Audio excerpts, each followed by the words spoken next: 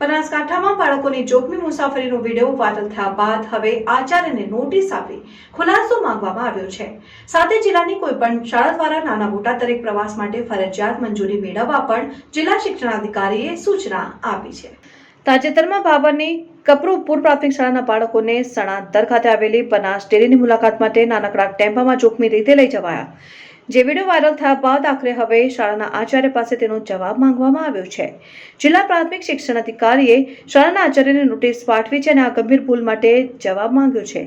તેમજ જિલ્લા પ્રાથમિક શિક્ષણ અધિકારીએ તમામ બીઆરસી, સીઆરસી અને જિલ્લાની શાળાના તમામ આચાર્યને નાના મોટા પ્રવાસના આયોજન માટે મંજૂરી ફરિયાદ લેવા માટેની કડક સૂચના આપી છે।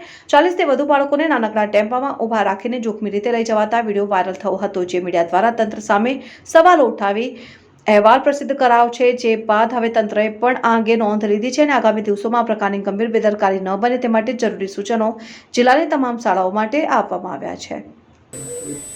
ત્યારબાદ શું કાર્યવાહી કરવામાં આવશે? બાબર તાલુકાની કપરૂપુર પ્રાથમિક શાળાના બાળકો બેગલેસ સ્કૂલ અંતર્ગત બનાસ ડેરીની મુલાકાતે ગયેલા, જેમાં આચાર્ય દ્વારા ટેમ્પામાં બાળકોને લઈ જવામાં આવેલા, જે વિડીયો અમને સોશિયલ મીડિયા મારફતે 3 દિવસ પહેલાં મળેલો। અમે તાત્કાલિક શાળાના આચાર્યશ્રીને નોટિસ આપી અને એનો ખુલાસો પૂછ્યો છે। આ ખૂબ બેદરકારીવાળી બાબત છે।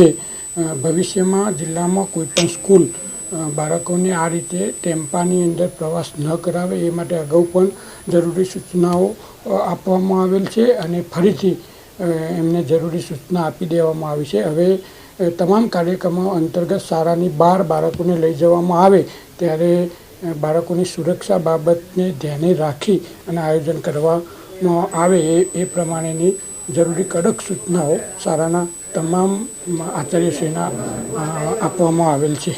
હા, આમાં 2 પ્રકારના લોબો પ્રવાસ હોય તો એ જિલ્લા કક્ષાએ એની મંજૂરીનું 2019ની અંદર પ્રાથમિક શિક્ષણ નિયામક દ્વારા વિગતવાર સૂચના દર્શાવતો પત્ર જાહેર કરવામાં આવેલ છે। વધુમાં અત્રેના જિલ્લામાં ઓગસ્ટ 2023માં પણ મંજૂરી બાબતે જરૂરી સૂચના અંતર્ગત બાળકોની સુરક્ષા ધ્યાને રાખી અને પત્ર દરેક શાળાને પાઠવવામાં આવેલ છે। એ મુજબ જ મંજૂરી પ્રથમ મેળવી ત્યારબાદ જ પ્રવાસનું આયોજન કરવામાં આવે છે।